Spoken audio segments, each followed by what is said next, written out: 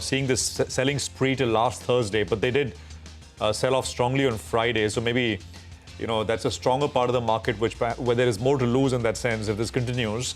But so far they've been strong. Well, a small cap index is absolutely flat, about 0.25% lower. And I think the mid cap index will come up on your screen as well. You just have three names on the Nifty which are higher: ONGC, Coal India, and BEL. And everything else basically is down at this point. So 2% on the trend, Bajaj Finance, Asian Paints, Power Grid, and so on and so forth. So it's a 550-odd point cut, about 2.25% lower to begin this trading session. That's the Nifty heat map coming up on your screen as well. Rima. Well, it's below 23,900 now as the sell-off stands at 550 points. From the start of this year, the Nifty weakness stands at close to about 9-odd%.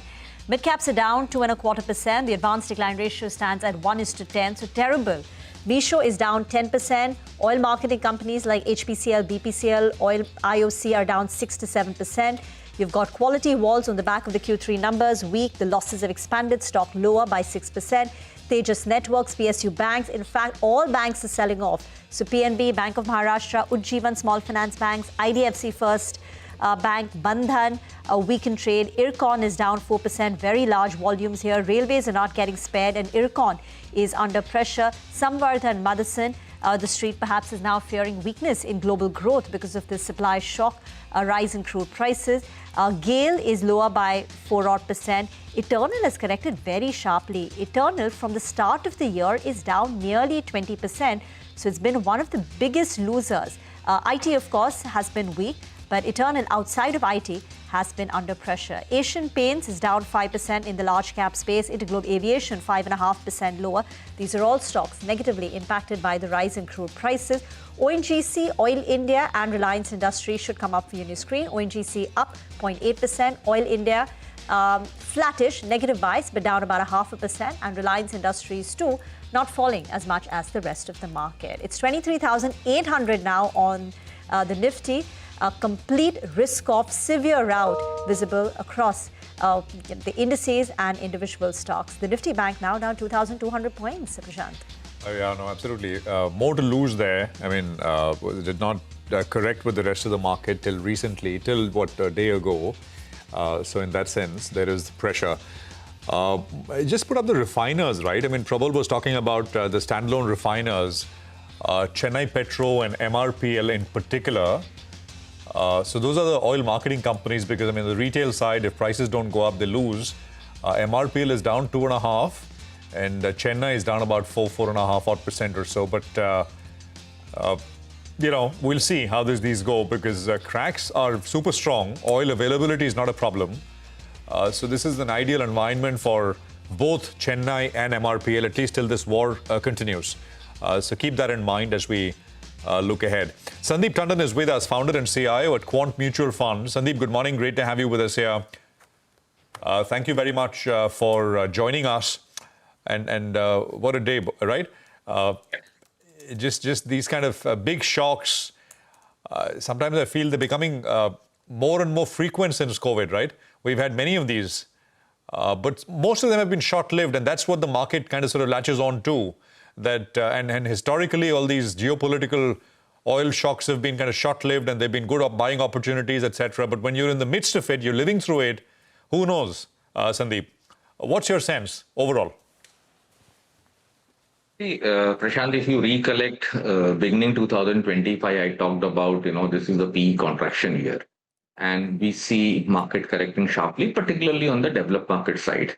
And the worry was we talked about on the technology front, NVIDIA or semiconductor. I think we have seen massive euphoria in some of these markets, whether you talk about Japan, Taiwan, Korea, US market, and so is the case with many other emerging markets also. We have seen a euphoric move, if not, I'll not say a maniac phase, but definitely a euphoric phase. So obviously, risk appetite has peaked out in January 2026. The way it peaked out in July 2024 for India, something similar we are seeing for Taiwan, Korea, US market particularly. And that's a sign of worry. Now, if I have to look at now, obviously, beginning 2020, we said this is a decade of high geopolitical volatility, which will remain elevated till 32, 33. That's a timeline which we defined. Now, if I have to look at from a very immediate perspective, and crude has spiked significantly, though we were expecting, but not up to this extent. The implied walls gives you a fair good perspective whether up to what extent has been priced in or not. The implied walls are now have or crossed something similar what happened in 2022. Though price highs was around 129, 130 levels, so we are closer to 120 mark now, which we hit today morning, which means up to large extent, if I have to go by from a behavior perspective, market is up to large extent, this thing has been priced in. So very high likelihood that crude will peak out closer to 129, 130 mark, employed was of 110, 112%. So we are in that phase where it can peak out, but can we say it's going to correct sharply? Answer is no. So it can remain elevated, but it has a potential for a peaking characteristic. Now, if I have to look at, yeah, Sorry, Sandeep, this implied wall on oil, right? yeah, on oil. Yeah, the Oil, only thing is... oil only volatility index is 105 now. Yeah, only a quick point. If you look at the implied wall on far-dated contracts on oil, they've not gone up. So my only point is the market pricing in a very short-lived kind of a disruption?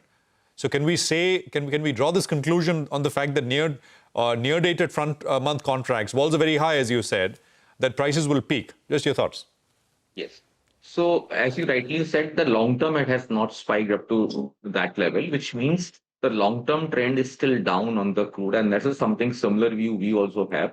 We expect whatever the spikiness or the up move which you are seeing in the crude thing may not last beyond this quarter or so, maybe next 2 or 3 months. So if I have to say we may April sort of thing, it should peak out, on higher side. So that's the way we look at it, which means by end of the year, crude will be significantly lower than the current levels, and that's the reason it is not reflected in the out of money or the 5-month options in a big way. Okay, so where does it leave markets here in India, Sandeep? What's the view? So obviously these are challenging time, because anything happen in Middle East, we are affected a lot. Okay, because our dependency on crude and gas is very high. But the way I look at it, it's not the first time we are seeing this sort of crisis or meltdown. It's a question how you handle this. Either you look this as opportunity or you look at this as a capitulating moment. So a lot of people who will get capitulated at this moment will not able to get re-entry chance in the market. So I will look at that worst is nearby and best is yet to begin, which means this is the time I'm saying if I have to say beginning in 2026, we talk about the first quarter will be challenging. So I expect maybe by March end sort of thing will be a great buying opportunity for only for India market. I am talking about, not for global market. It will be great opportunity because we have been underperforming the emerging market, developed market, as well as the world market also, which means we have potential to outperform. And I have said in the beginning of the year also, this year, India will outperform beginning April 2026. And that's a call we still maintain. So I will look for a buying opportunity. Yes, I understand from the price level, every levels have broken. So 23,800 is a very important level. If it breaks, then people are talking about significantly lower levels. I'm not ruling out, but nobody has bought exactly at the bottom. So as an institution, we are sitting on some amount of cash, which we have raised. I think will be looking for a buying opportunity rather than a selling opportunity in next 10 to 15 days. Do you want to hazard a guess how low we go in the next 10, 15 days before it's all priced in? No, we are not very good in quantifying the exact level, but we can quantify the inflection point. Like I said today, crude is giving you a sign where a lot of thing has priced in. Now, it's again question come whether you look at is breaking out or is peaking out. We think at around 130 levels, it should peak out rather than breaking out. And something similar as and when it happens for India, we will be able to say with confidence. As of now, it's not happened. What is the buying opportunity? If you have to now invest would you invest aggressively right now or wait till the end of the month? And what would you look to buy in terms of portfolio? So I will look for a buying opportunity in staggered manner. So we think given the global turmoil, pharma is a sector, energy power is a theme we should look at, telecom should be another theme which one should look at. So there are opportunity. PSU has been our biggest outperformer. So at lower levels, I will look for buying opportunity in some of the PSU names also. So this is a thesis which has been playing out, and they have relatively more strong in the market. And fundamentally, also we think pharma could be a great opportunity. Whether you talk about data center related things, should be opportunity. So we are playing through power because there's no direct play available for the data center in that up to that extent. So it's a way we look at. I think energy power is a theme one should look at from a longer term perspective. And appropriate time, I will also look for a buying opportunity in metals also. But right now they have gone up sharply. Okay, so we have already booked profit up to large extent in gold and silver. And at appropriate time, we will be looking to rebuild exposure at lower levels. Stuff like this, Sandeep. This dollar debasement is a slow burn process, right? Is nothing happens quickly. But what's happening going on once we're out of this? This is once again kind of negative, right? A positive for hard assets like gold and silver, isn't it, Sandeep? Logically, yes, but we also have to look at if you recollect in January, we talked about the biggest risk for 2026 will be rallying dollar. Okay, and that is the risk which we highlighted much earlier is playing out. So whole world has talking about de-dollarization thesis. We were very early to talk about that. We still believe that the long term is a trend, but from a next few quarter perspective or maybe few years perspective, dollar is the area which we have to look at very closely. If dollar spikes, let's say it goes back to 110 level, 112 levels or so, then gold and silver like logically will correct. They have negative correlation, so it can correct sharply irrespective of the high geopolitical volatility. And we think both gold and silver have seen the high of 2026. And I think some if not very aggressively, but I think they have still more downside than the upside if I have to look at from even next 1 or 1.5 months perspective, irrespective of global volatility. You have been calling for India's outperformance, but you need to be a bit patient. What is the call now on global markets? It's been a bit rocky now for the last couple of days. Money's been taken out of markets like Kospi, Taiwan, etc. Now, what is the call you're taking on global? We are still quite skeptical about gold market, but we have to keep in mind it's not going to collapse one-sided. It can give you a pullback rally, but if I have to look at from January to December or November 2026 trend, I think trend is down for global markets. Yeah, Sandeep, if you this is not, just I know you think about these things, and so let me ask you this: is there any way to for the lack of a better word, game out this what's going on with regards to the conflict itself? How should we think about it? What do you think? The U.S. of course, Iran can stretch it out, and there's no total victory, and but of course, they're no match, right, for American military might. So, is the turning point in this going to come from U.S.'s side? Is that the way to think about this? In the sense that retail fuel prices in the US are already up some 60% year to date. There are midterms coming. In all likelihood, they are set to lose the House. Perhaps Senate is also a coin toss. There is no real popular support in the US for what's going on. You think when we think about when this will end, the question, when is this going to end, it's going to come from pressures in the US rather than elsewhere? So, Prashant, up to large extent, you may be right, because we also believe that we have seen complacency in US market. And some of the points we talked about, which when we talk about higher complacency means the vulnerability is also equally high. Okay. So US market and the current geopolitical development will have more negative impact on the US itself rather than as compared to other markets. So obviously from a vulnerability perspective, US will be more impacted than India. But if I have to look at from India point of view, from a longer term perspective, like in trade war also, we talked about that from a longer term perspective is very important that we are able to dilute the concentration risk on one country, and it will help us, and which played out reasonably well, and we have become more resilient. Similarly, I think Iran was a very hot spot, okay, which could lead to it could keep geopolitical volatility remain elevated for maybe for many years, with Iran becoming weak, okay, by default, China becomes weak. And similarly, Russia also becomes weak, which is a re-emergence of US from next 2 or 3 year perspective. And that's the reason we also have to align our interest more towards US side of keeping in mind the friendship with the US, with the Russia also.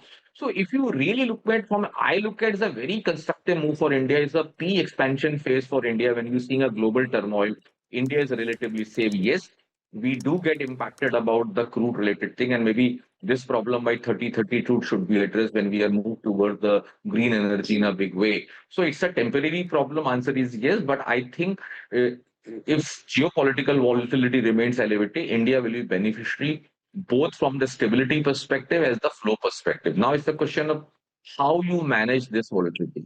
It's the maturity which we have talked about, and that I think we come with a lot of experience. People who have to be calm, people have to look for a buying opportunity rather than getting capitulated at these levels. So it's a and then it's a maybe time to rebalance your portfolio and get out of the most expensive high P multiple name stocks which have not corrected up, or the correction has rather just begun. You may see a significant down move in some of these names.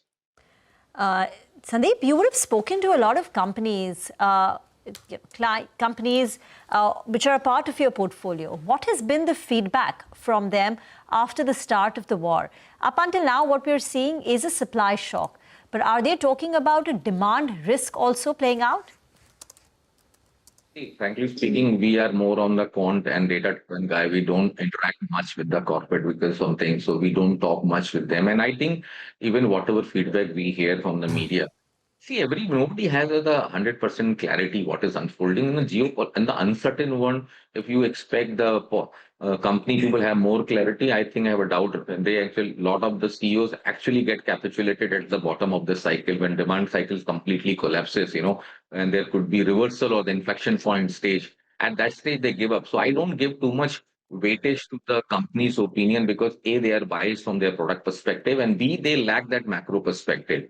So I will look at, rather than looking at the company specific behavior, I will look at more from a what is unfolding in the global market, because and if you work on a market implied analytics, that will give you far better outcome rather than looking at the depending on the company's view. Yeah.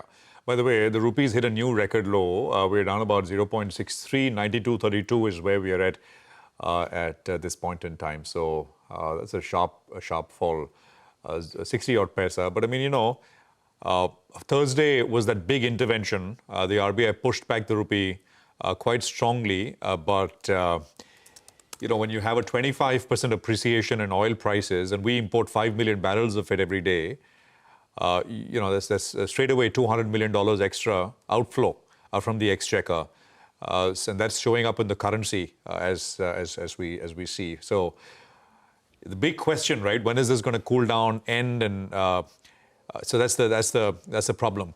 Sandeep, just for a moment, if I can ask you, you're of course now running a mutual fund, but in a earlier lifetime you were running a very large prop operation, and you were you're very active in markets, and you traded all kinds of things. I mean, for those who are watching, what's the broader advice? I mean, those who are inclined towards trading and not sitting with their investments and, keeping the faith, and those who want to actively participate. I mean, any advice, Sandeep? In our previous avatar, when we were the large prop trading firm, obviously we thrive these volatility moments. Because in mutual fund, we do have a lot of restriction in terms of playing in the market. Otherwise, we could have been gone long on the walls, because in the beginning of the year, we spotted what is coming. So you could have made a lot of money. Obviously, from a mutual fund perspective, the regulations are that we don't get all this sort of freedom.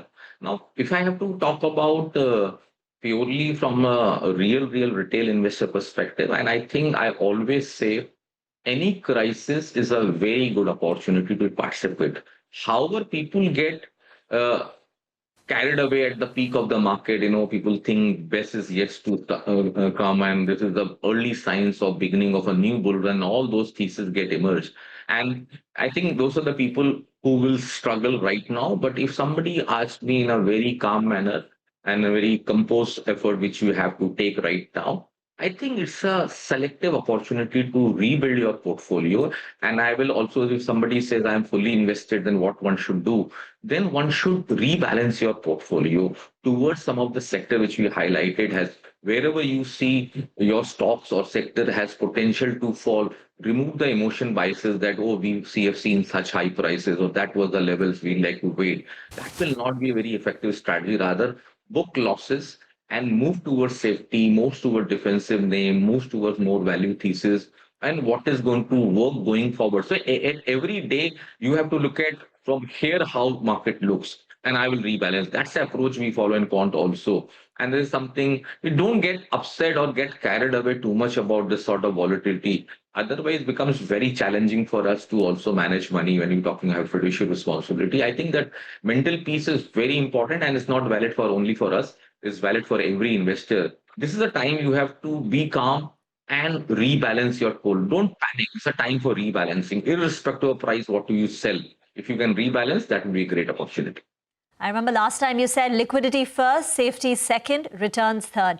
That's how you should rebalance your portfolio in a tougher environment. Sandeep, great chatting with you. Thank you very much for joining in. Sandeep Tandon of Quant Mutual Fund. Moving on now, a CLSA note suggests that medical tourists contributed 6 to 9% of revenues for large Indian hospital chains. 10% of medical tourism revenue of that, of the medical tourism, 10% came from West Asia, 15% from Africa. We have with us Sunita Reddy, Managing Director, Apollo Hospitals, now joining in. Ma'am, thank you very much for joining in. This is Rima here. For Apollo Hospitals, can you tell us the revenue that comes in from medical tourism and how much from Middle East? So currently it's about 645 crores, about 6% of total revenue that we are seeing from medical tourism. A large portion of that revenue is, however, from Bangladesh. And this year we have seen a significant growth in revenue that comes from Bangladesh, and this will continue as the year goes forward.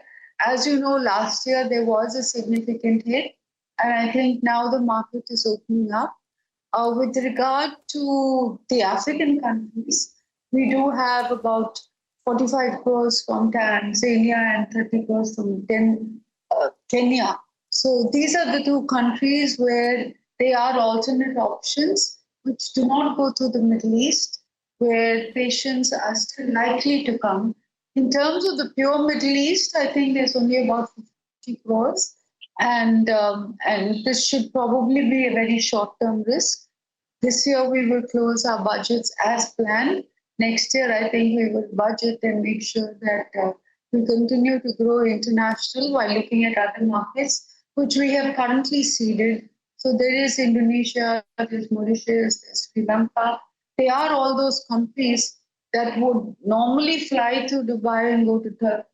So there is an opportunity to continue to grow the medical value travel, recognizing that the 25% structural cost arbitrage for these patients still exists. Got that. And in terms of medical equipment supplies, is there any impact? Currently, there is no impact. All our medical equipment is, I think we've calibrated price, we've calibrated rupee depreciation. So it is as per budgets. There is no impact on medical equipment at this time. Okay. And the Middle East exposure is just about 50 crore. You said there is actually an opportunity now to expand medical tourism. Have you been able, what steps have you taken to do that? What are the numbers, the projections, and the budgets that you've made now? So as we look at budgets, which we will close soon, we see a huge opportunity coming from Kazakhstan, Uzbekistan, all of the CIS countries, which we had not, we have a huge opportunity to do work there. We are working with Indonesia. I think flight connectivity to these countries is very important, but there continues to be a huge opportunity, which and Africa, the flights have not stopped. We are seeing Air Tanzania bringing patients. I just want to close with this one comment, which is, healthcare is elective. All the patients that come to us are elective surgeries. And in the long term, these elective surgeries cannot get pushed out. So maybe there will be a short time where there will be a disruption, and the patients might have to bear the cost of a little bit more expensive ticket. But because of the cost arbitrage, I think we will continue to see patients coming to India for good clinical outcomes and good cost. Yeah. Ma'am, hi, good morning. Thanks for Morning. joining in. I mean, I was in Bangalore for a relative's treatment, and I was at Apollo actually for the last few days, and I saw firsthand, you know, not well run, and what can one say, right? But it is but wouldn't want anyone, of course, and I don't think you'd want as well. But as you said, if it is needed, you need quality healthcare, and I guess that's where sort of hospitals like Apollo, etc., step in.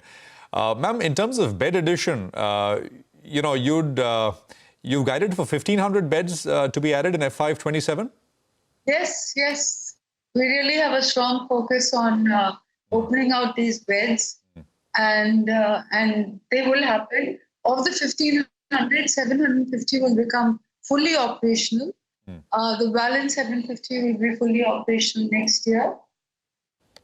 Yeah, and you know, I just had this question. Would you because the demand for quality healthcare is tremendous, right? But you also have so many other hospitals which are coming up. I guess to meet that demand exactly, and this comes from personal experience, because I mean, my interactions with you know, hospitals and doctors, etc. A lot of you know, a chain like, I mean, there's a chain in Bangalore called Sparsh. And they got 6 facilities now. It doesn't come up on the overall radar because they're not listed, etc. But a fair bit of build out is happening by first-time players in the healthcare space in that sense, ma'am. Will Apollo continue to add sort of greenfield? Will it be a mix of greenfield and brownfield? Will we see acquisitions? Because the demand is there. There is no doubt. So yes, you know, you were in Bangalore, you were right. I wish I could have helped you if you were in the hospital, but there are 2,500 new beds that are added in Bangalore. And our facility there, our main facility, is running at 80% occupancy. So clearly there is the social demand for healthcare remains intact, and we will continue to expand. It is a combination of brownfield and greenfield.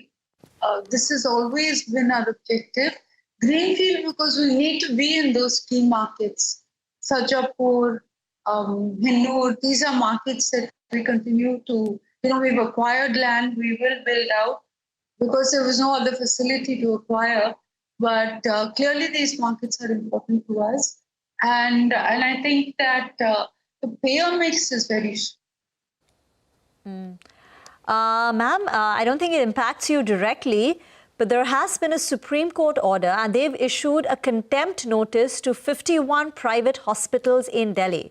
Now, your name is not there, but they're basically saying that these hospitals had received government land at concessional rates and therefore they should provide concessional treatment to the economically weaker section. So 25% free treatment in OPD, 10% free treatment in inpatient department, IPD. And if the hospitals are found violating the rules, then there is a possibility of a cancellation or revoking their land leases or penalties. Do you want to just comment on the direction of this? The next hearing is on 24th of March. Yes, so while I can comment on the Apollo in Delhi, clearly the use of free treatment is controlled by the government. An Apollo representative cannot be sitting there and choosing who gets free treatment. That control is with the government. And I'm happy to say that our institution has fully complied with all the patients sent by the government. Yeah. Ma'am, if I can ask you 2 deal-related questions now. Yes. One is negotiations, and this has been reported last year as well, that you were in talks to sell the maternity arm, Apollo maternity arm. Any movement there, sir? This is Apollo a Cradle and Children's Hospital. Yes, I think our focus is on building out the network. So those assets that are needed to strengthen the network will continue to remain a priority for Apollo. This is a conversation that we're having, and I think I should be able to get back to you with more details next. Fair enough. We'll wait for it. The other one, ma'am, was, and I asked you this last time you were on the program as well, the Indraprastha medical situation in Delhi. Yes. Any movement there? You told me last time that it is, and we will hear something very soon on that in terms of movement. Yes, we will very soon. We're still in March. I think you asked me just a month ago, but I've explained the crux of the matter to you in the earlier one. Free patients are controlled by the government. Who gets to use the facility is controlled by the government. And I think that all of this is open for the public and the courts to see. So we will continue to work with the government to not only to make sure that we've secured a lease again, but to make sure that we expand the facility in Delhi. Yeah. How are the occupants? Just to press on that point one more bit. Will we hear something? Is it an active negotiations, ma'am? And will we hear something? I'm sorry to press, but say in the next 6 months, will we hear something? Yes, sure you will. That Okay. I can say. Yes, you will. Okay. And just one last point on this. If you're able to increase your stake in the entity, the idea is to consolidate the financials within Apollo, not merge it, right? Why? I mean, I'm assuming. Is that the right understanding? I think you're crossing another bridge. So let's get back. Okay. But we will hear something within the next 6 months, is what you're saying, on the Indraprastha medical. Yeah. I think yes. I think the free treatment. We are working with the government, and we are very, committed to making sure that we do the 10 to 25%. There's always been our intention, and post the court case, we will get back. And occupancy, ma'am, so far in Q4, better than the Q3 level? Are you inching towards 70% for this quarter? Yes. I think, there is a slight discrepancy between occupancy and in our Tier 1 cities are doing very, very well. And Tier 2 have really picked up. So we're on track with our budgets. Thank you, Ms. Reddy, for joining in. We will get into a break. For the markets, by the way, the Nifty has now fallen 10% from its all-time high level, so entered into a technical corrective zone. On the other side, Manisha Gupta will once again focus on commodities. Stay tuned.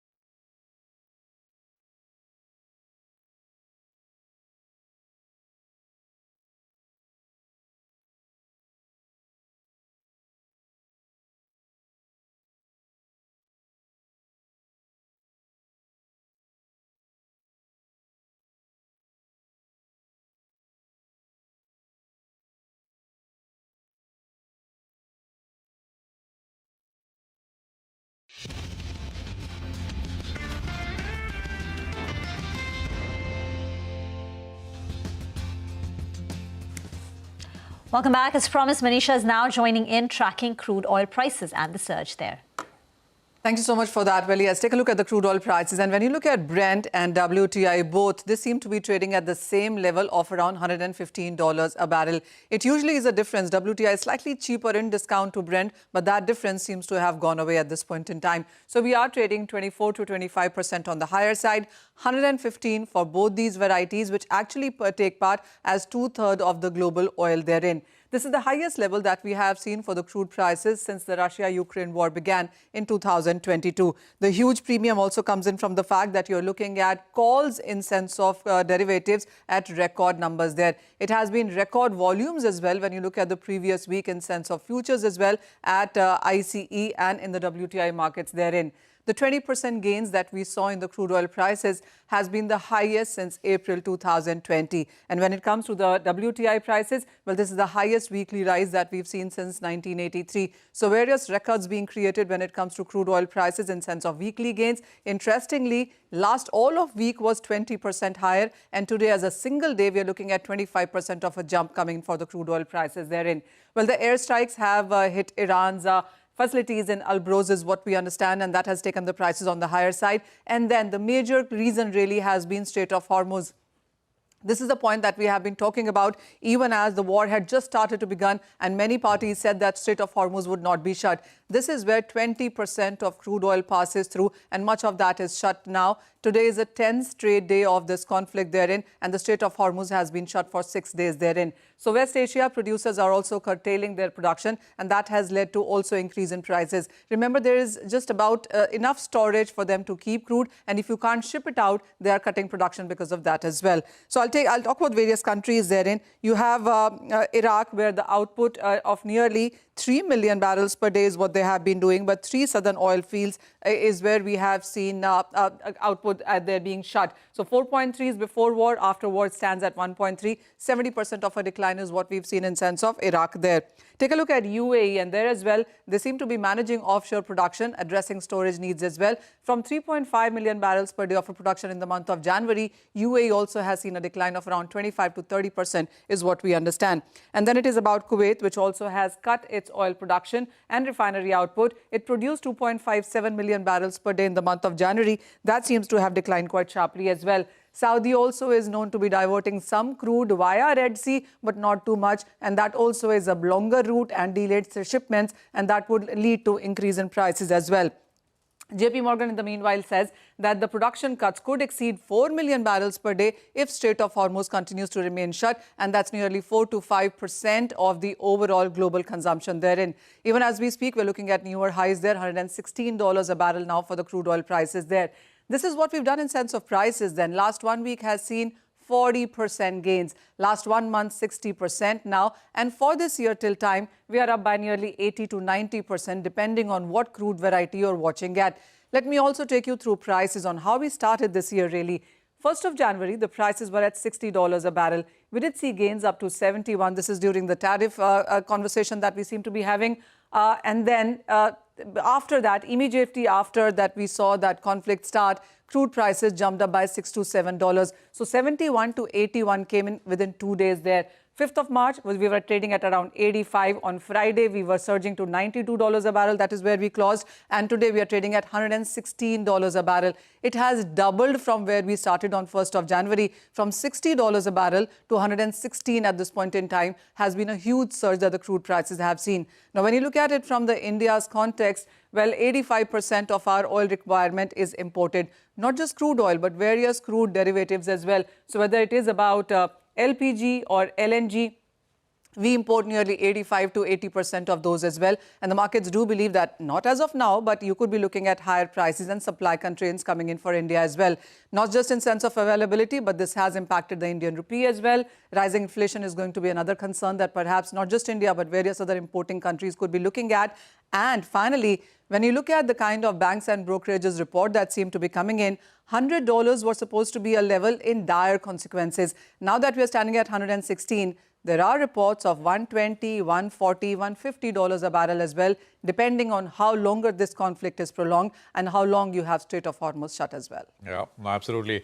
Manisha, right off that queue and the stats that you gave us, we have another important conversation on, with the management of MGL. Sandeep Kumar Gupta is chairman of Mahanagar Gas. He's also the former CMD of GAIL. So someone who's really knows the entire sector very, very well in terms of our dependencies on, imported gas and what the lack of that gas can do and can mean for both consumers here, households and industrial consumers as well. Sir, good morning. Great to have you with us here. Prashant this side. Good morning, Prashant. One correction. I was chairman of Mahanagar Gas Limited till 28th of February last month, and I retired from GAIL India Limited as chairman and managing director. And this position was an ex officio position, so I have retired from MGL also. So just we'll make that correction. So former MD, former chairman of Mahanagar Gas. So thank you for that correction, sir. So spot LNG prices, right? I think have doubled to about $24, $25 per MMBTU. Could you give us a sense? Now, I'm assuming since you're not running these companies and recently retired, I hope you can talk more freely in that sense. What is the situation, sir? With spot prices having doubled, what is the dependency on imported LNG? Are we already seeing cuts with regards to how much we are getting compared to how much we need? Yeah. Prashant, as I mentioned a couple of days back also, in India, the total consumption of gas presently is around 190 million standard cubic meters per day. And out of that, about 50% is imported. But from Hormuz Strait, only about 60 million standard cubic meters per day is imported. And this 60 million standard cubic meters per day for the period when it is disrupted, I think India can manage very well by cutting the non-essential supplies to various industries, whether they are refineries or petrochemicals or ceramics or steel. This consumption can be cut, and we can sustain the supplies to the houses in the form of PNG, and also to the vehicles in the form of CNG, and also to the fertilizer plants, because the fertilizers, the urea fertilizer is dependent upon natural gas. So that also can be sustained irrespective of the period when this disruption continues. So the affected parties will largely be industries and to some extent the commercial establishments which use the piped natural gas. So, since this started, I think this entire conflict started 27th, 28th, right? And you pretty much stepped away right at that point. Would you have any sense of what is the situation right now? I mean, actually, what is happening? I believe certain cuts have been imposed for fertilizer plants also. I think there is no issue with domestic PNG or to the CGD supplies also. And the fertilizer cut, I believe, is largely in the wake that we are approaching year end, and normally all fertilizer plants would have completed their production quotas for this particular year. As such, this is a period when most of the fertilizer plants take shutdowns. So I believe that cut may be in that way, and I do not believe Recording that in progress. Yeah. Would you say that, and what you also said earlier, right, sir, that you think that industrial PNG will be broadly, I mean, that's the philosophy from the government as well. Industrial piped natural gas supply will be protected at the cost of industrial supply. No, I am saying that the industries, whether it is in the form of piped natural gas from the CGD entities or otherwise from the main lines by the GAIL or by other players, that may be affected. But that should not be a big cause of concern. What we need to protect is the consumers, the end consumers, the retail consumers, which are protected because domestic PNG will continue. And the CNG supply should also continue. There is no this 60 million metric ton, 60 million standard cubic meters per day cut, which passes through Hormuz, can be managed very well. And on the prices also, since these are the priority sectors as per government mandate also, So I think they are as such getting a large supply through APM. So domestic PNG will definitely be protected at those prices. There can be a small increase in the CNG prices, but that has to be seen if the war prolongs and if the cuts have, if the prices have to be imposed. Some increase has to be imposed on CNG prices. Yeah, you already but that's I just paraphrased what you said, sir. That residential PNG is usually at times of these spikes is usually protected. That is the first retail, as you said, is protected. On the industrial side, if necessary, there may be some minor cuts, right? That's the philosophy. Yes. Generally speaking, just those numbers, sir. How much do we? I think you gave the numbers, but just to repeat, how much of the gas imports that we get in comes through the Strait of Hormuz? So I said India is consuming presently about 190 million standard cubic meters per day, out of which about 50% is imported. So about, say, 190, 85, 95 MMSCMD is imported. And from Strait of Hormuz, only 60 MMSCMD transits. Okay, only 60 transits. So about one third of production. Yeah. 50% is domestic production, which is in any case there. Got it. And almost 30 to 35 SCMD of imported supplies are also there, which comes from USA, which comes from Australia, which can come from other parts of the country, other parts of the world through portfolio contracts. Got it. So you're saying that it can be what comes from the Strait can be replaced from these other sources, is what you're saying? Yeah, that can also be replaced. Now, definitely, everybody is scrambling for gas. So naturally, the prices for those spot supplies, as you have mentioned, have shot up to $24, $25. So naturally, it will have a cost if those supplies are to be sourced from other sources. So if industries want to bear that cost, additional cost, definitely the supplies would be available. In your long experience, will they do it, or will they? It makes more sense. I mean, it doesn't economically for most. It will not make sense at those levels. It may not make sense, yes, at these prices, yeah. Right. So then where is this disruption likely to show up in a big way, sir? And in the case of natural gas, I do not see this showing up very drastically as far as domestic PNG or CNG is concerned. For industries, definitely there are other alternatives also, like there can be propane, there can be other liquid fuels also. The more problem is in the case of crude oil and in the case of LPG.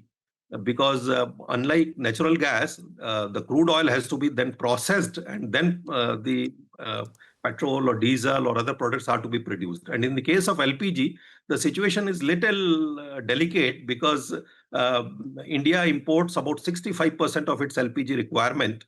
And out of that 65%, out of the total imports, about 90% comes from Middle East only. And of all the LPG which is consumed in India, about 87% is domestic PNG, is only 13% is industrial or commercial. So there the problem is little more, and we will have to see. Presently the Saudi CP prices for this month were comfortable, but going forward, the price rise will also be there besides the supply constraints. Yeah.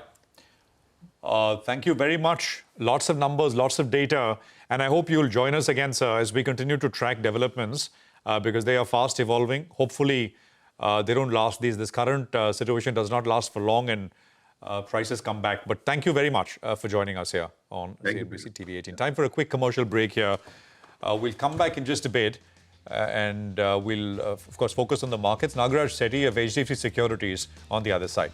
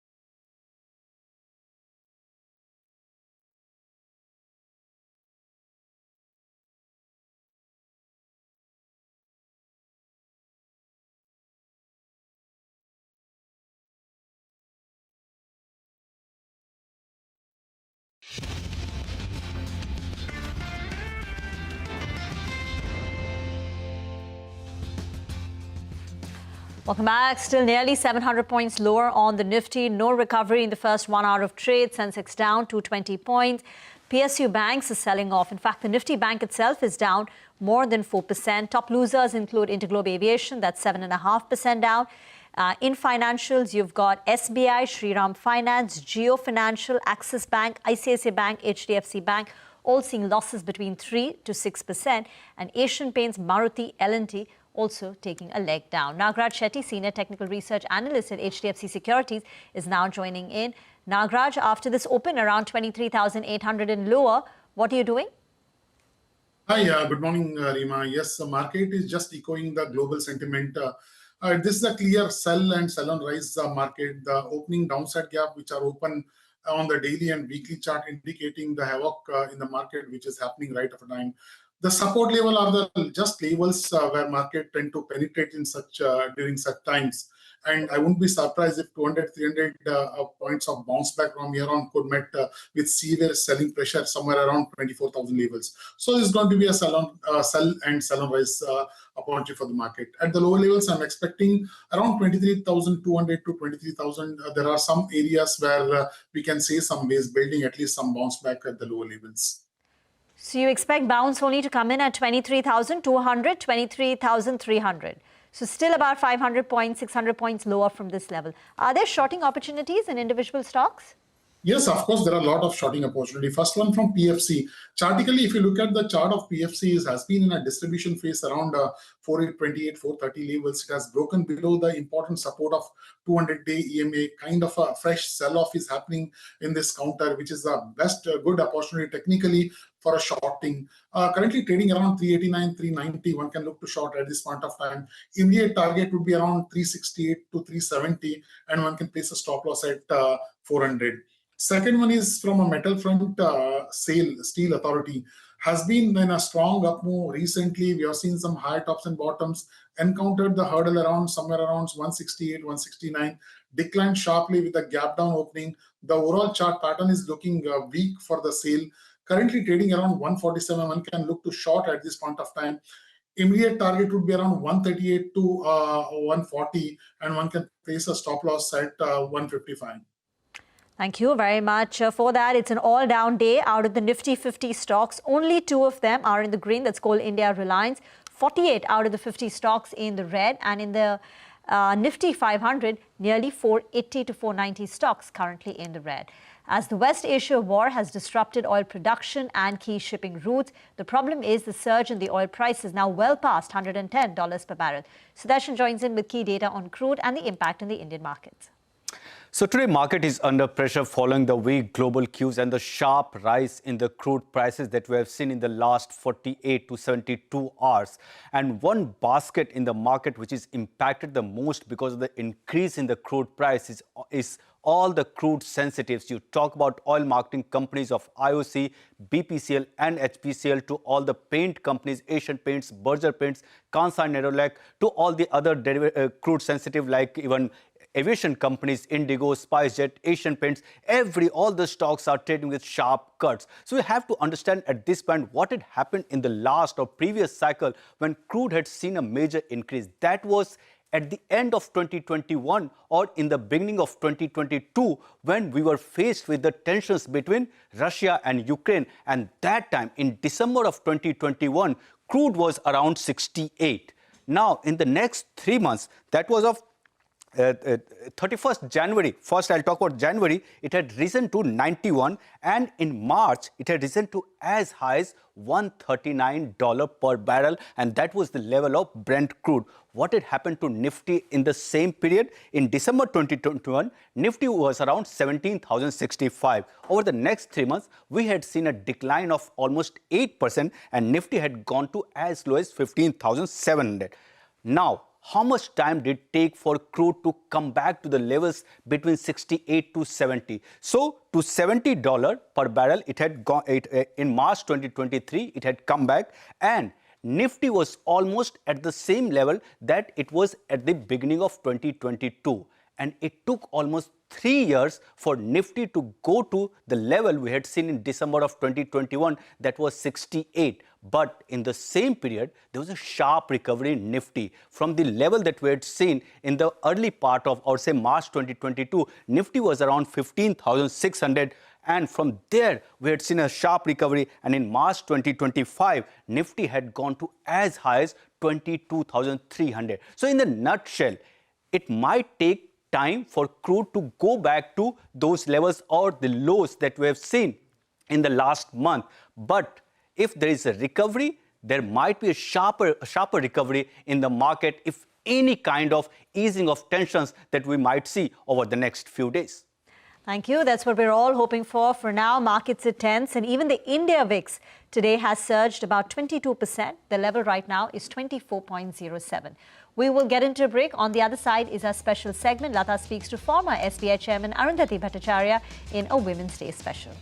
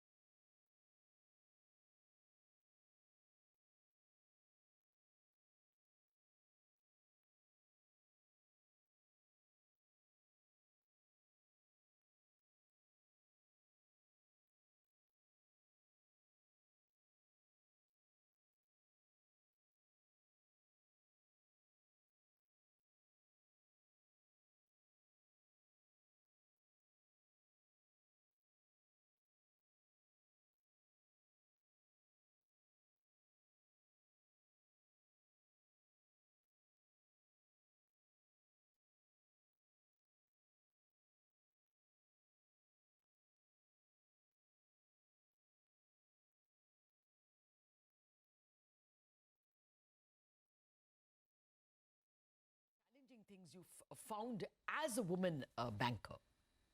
Well, it wasn't always external challenges, there were many internal challenges as well. And when I say internal challenges, I mean the fact that you are constantly having to prove yourself, especially when you're younger.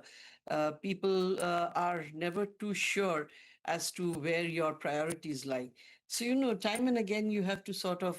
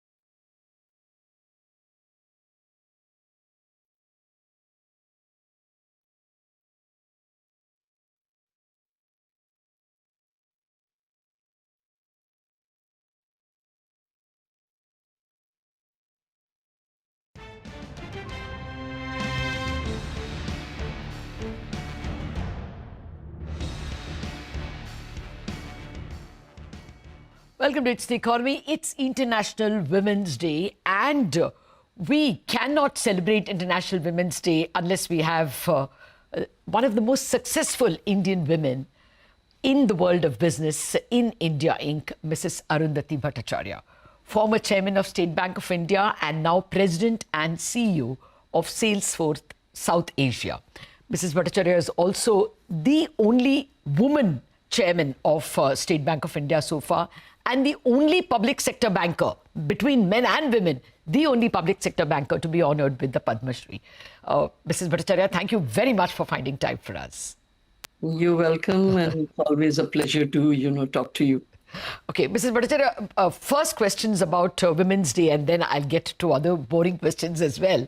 But, in your career, in your autobiography, you even point out that you had to be in what was then called the Badlands of UP.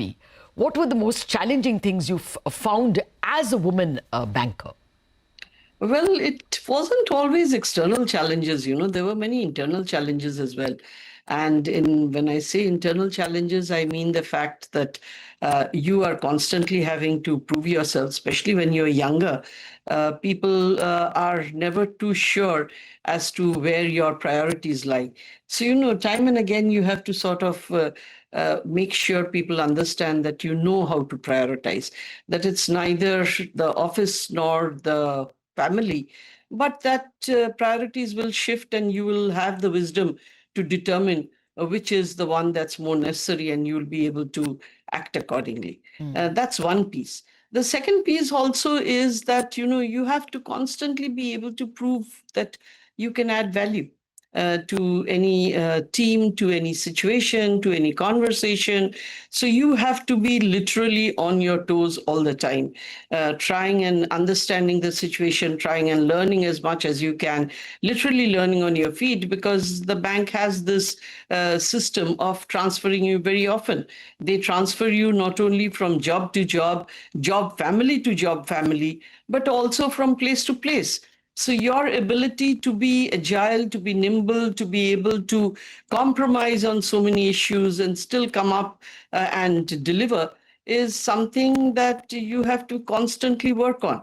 So there are a number of challenges that women face, whether it be from the family, though really speaking, my family has been very supportive.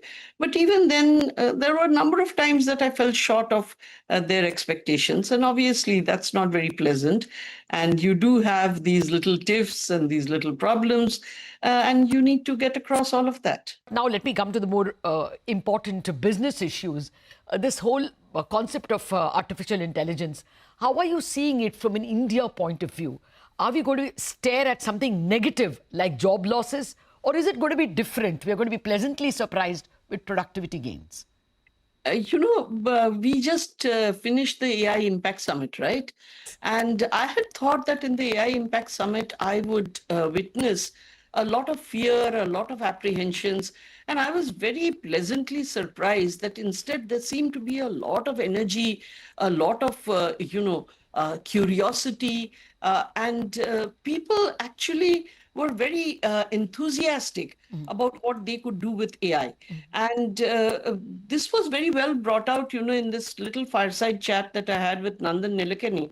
And what Nandan said was that India is a country where a lot of people have benefited from technology. And when he talks about that, he talks about Aadhaar, he talks about the Prime Minister Jan Dhan Yojana, he talks about UPI, which has made lives easier for a lot of people.